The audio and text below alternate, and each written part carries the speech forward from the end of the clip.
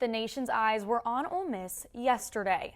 A historic night on campus as many gathered to hear Vice President J.D. Vance and Erica Kirk take the stage to share their values of family, Christianity, and empowering students to fight for the nation that they believe in. Lines formed at 11 a.m., but some eager listeners arrived as early as 7:30. The event kicked off with a speech from Turning Point tour sponsor Y Refi and a nod to Charlie Kirk, who was represented by an empty chair on stage.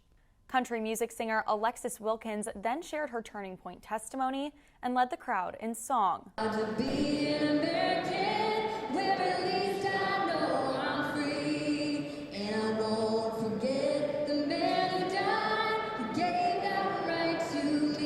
Erica Kirk was met with a standing ovation that lasted throughout her entire speech, sharing the story of her husband's life. On this campus, I think of 18-year-old Charlie, who would always say, you know, when I started this, I had no money, no connections, and I had no idea what I was doing.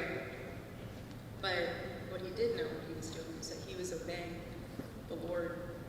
And empowering students to lead and stand up for their beliefs in the memory of Kirk.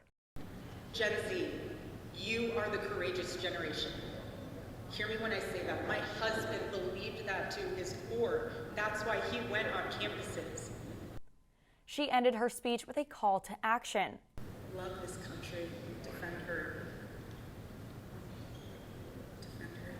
and serve our God. And don't think that it's someone else's role to do it.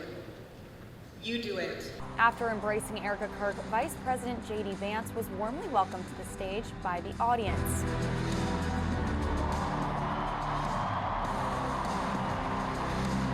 In a notable moment, Vice President Vance encouraged students to do something that Kirk often preached.